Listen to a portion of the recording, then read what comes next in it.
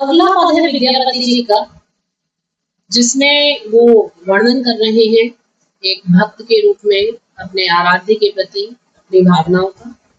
और ये जो अभिव्यक्ति है एक भक्त की भी हो सकती है और भक्त के रूप में विद्यापति जी की भी हो सकती है।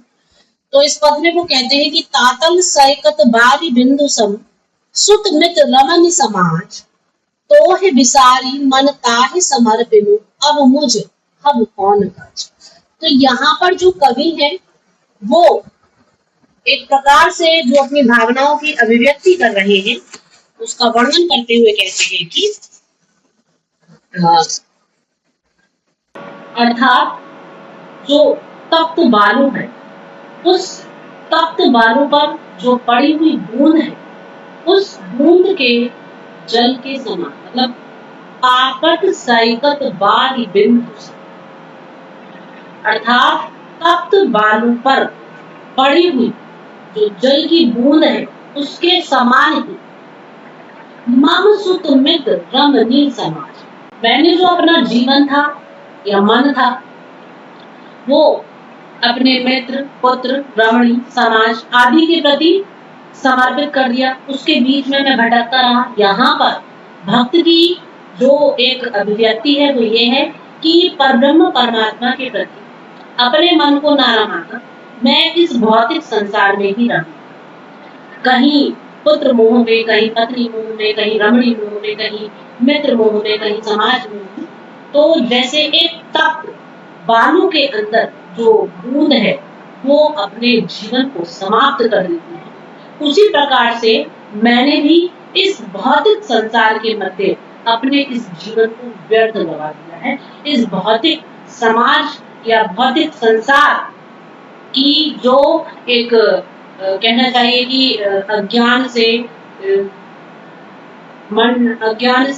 व्याप्त जो ये संपूर्ण संसार है, इसकी भौतिकता है, इसकी नश्वरता है, इसके मध्य जो हृदय को दुख से वेदनाओं से तप्त करने वाली एक स्थिति है, उनके मध्य मैंने मोह में आकर अपना संपूर्ण जीवन उसमें समाप्त कर दिया। तो है विसारी मन ताहि समर्पित, मैंने तुम्हें विसार करके अपने मन को उन सबके प्रति समर्पित कर दिया है।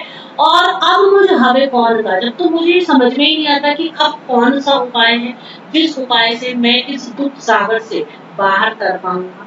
माधव हम परिणाम नहीं, तो हे माधव हमारे तो सब कुछ आप ही है, लेकिन अब जीवन के अंत में जब मैं सोच रहा हूँ कि मैंने क्या पाया है तो ऐसा लग रहा है कि उसका परिणाम केवल निराशाजनक ही है, इसके अतिरिक्त और कुछ नहीं। आगे वह कहते हैं कि तोहे जग तारन दीन दयाराम अतय तोहर विश्वासा, आद जन्म हम नींद गमाओ जरा से सुकत दिन गेना, निधुवन रमनी रभस रंग मातल तो ही भजब कौन बेला, कत चतुरानन मरि मरि जाए ना तो आदि सर्वसान, तो ही जन्म पुनि तो ही समायत सागर लहरी अमाना, भनई विद्यापति शेष समन भय तो बिनु गति नहीं आरा, तो है अनाथक नाथ कहाओ सी तारन भारत।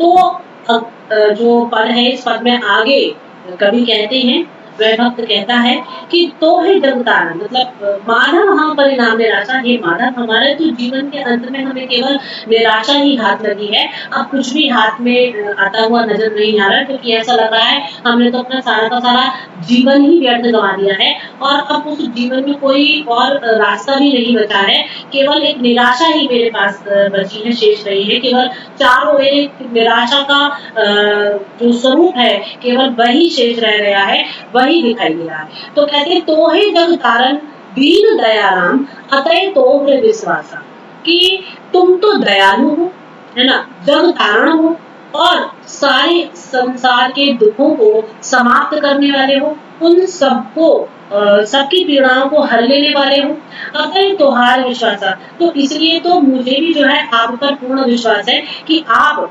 किसी न किसी रूप में मेरी जो है सहायता करेंगे और इस जो भव सागर की इस जंजाल में मैं फंसा हुआ हूँ, आप मुझे इससे बाहर निकालने में मदद करेंगे, मेरी सहायता करेंगे। तो आगे भक्त कहते हैं कि आध जन्म हम नींद गमाओ, जरा शिशु पत दिन गेला, कि हमने आधा जो जीवन है अपना, हमने जो पूरा हमारा आधा जीवन है वो तो मैंने सोकर ही गवा दिया। ऐसा लग रहा है नींद गमाओ, पूरा यहाँ पर जो नींद है, यहाँ पर जो सोना है वो अज्ञानता है ना। तो हमने अपना पूरा जीवन उस अज्ञानता में इस जीवन को सो करके ही गवा दिया है। और आगे कहते हैं कि जरा शिशु कत दिन गेला, और इसके अलावा जो वृद्धावस्था है, शिशुकत और जो शैशवावस्था है, मतलब कि बुढ़ापा और बचपन न जाने कितने ही दिन जो है वो छीन लिए होंगे। निगमन रसनी रभस रंग मातर, तो ही भजब कौन बेला। आगे कहते हैं कि अब जो बची हुई मतलब के जीवन है, जो बचा हुआ शेष आयु है, उसमें मैंने रमणी रभस संग, जो रमणियां हैं उन रमणियां अर्थात स्त्रियों के साथ रंगरेनियां मनाते हुए अपना जो बाकी का जीवन था वो खो दिया है।